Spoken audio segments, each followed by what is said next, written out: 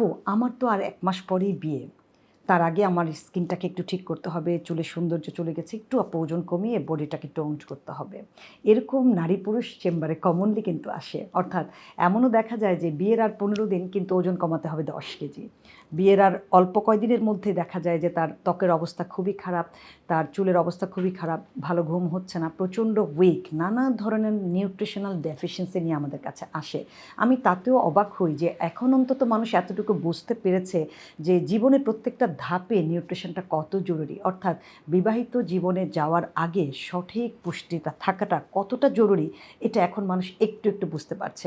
আপনি যখন ঠিক করবেন যে একটা পরিণত বয়স হয়েছে, সেই বয়সে যখন বিয়েতে যাবেন, যেমন আমি ২০ বছরের পরেই বলব, বিষয়টি এরকম না যে আপনার এখন বিয়ে আর ৭ দিন আগে থেকে আপনি সঠিক পুষ্টি নিচ্ছেন, বিষয়টি এরকম হবে না। মিনিমাম ৩ থেকে ৫ বছর আগে এই প্রিপারেশনটা আপনার মেন্টালি থাকতে হবে। স্পেশালি উইমেনদের কথা বলব, পিরিয়ড ইরেগুলার, স্কিনে ব্রণ থাকে, চুল ডাল, চুল পড়ে যাচ্ছে প্রচণ্ড এবং অনেক ওজন, শরীরের বিভিন্ন জায়গায় মেদ থাকে। তাদের এই বডিটাকে ফিট করার জন্য একটা সময় নিতে হবে। যেন সব কিছু সুন্দরভাবে হয়। খুব ফাস্ট কোনো কিছু কখনোই ভালো না। যখন আপনি চিন্তা করেন ১৫ দিন পরে বিয়ে, তখন আপনার একটা স্ট্রেস থাকে, তার সাথে আপনার ওজন, এই সব কিছু তখন ম্যাচ করানো ভেরি ডিফিকাল্ট। কিশোরীদের মায়েদেরকে সবসময় বলে থাকি যে যখন কিশোরী অবস্থায় থাকবে এই সময় যেন তাদের পারফেক্ট ওজন থাকে, পারফেক্ট উচ্চতা তৈরি হয়। সেই বিষয়ে নিউট্রিশনটা নিশ্চিত করার জন্য, বাচ্চাদেরকে অ্যাক্টিভ রাখার জন্য, খেলাধুলা থেকে শুরু করে তাদের স্ট্রেসটাকে ফ্রি রাখার জন্য, ঘুমের সাইকেলটাকে ঠিক রাখার জন্য।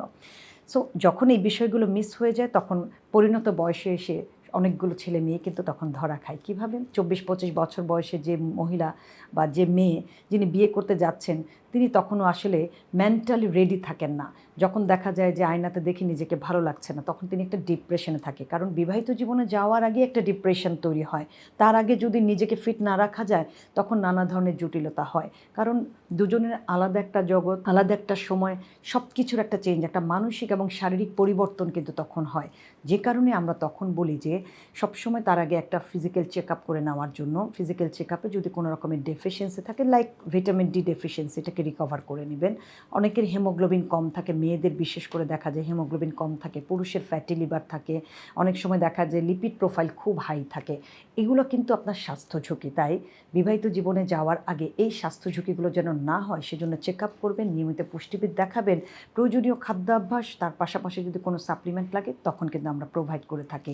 বিশেষ করে যারা চিন্তা করছেন প্রচণ্ড লেস এনার্জেটিক ফিল করেন, ভালো লাগছে না, তাদেরকে বলব যে অন্তত বিয়ে করার ৩ থেকে ৫ মাস আগে স্পিরিলুনা, জিঙ্ক, ওমেগা 3, কোলাজেন সাপ্লিমেন্ট এবং অনেক সময় মাল্টিভিটামিন, মিনারেলসও কিন্তু প্রয়োজন হয়। শরীরের ঘাটতি অনুযায়ী কিন্তু এগুলো আমরা অ্যাডজাস্ট করে দেই। সঠিক খাদ্যাভ্যাসের আসলে কোনো বিকল্প নাই। পুরো লাইফস্টাইলটাই আপনাকে বিয়ে করার আগেই ঠিক করতে হবে। ঘুমের টাইম ঠিক আছে কিনা, আপনার পানি খাওয়ার অভ্যাস আছে কিনা, পর্যাপ্ত প্রোটিন নিচ্ছেন কিনা, আপনি এনার্জেটিক কিনা, এই বিষয়গুলো আগে এনশিওর হবেন। বিয়ের আগেও কিন্তু একটা মেন্টাল এবং ফিজিক্যাল প্রস্তুতি আমাদেরকে নিতেই হয়।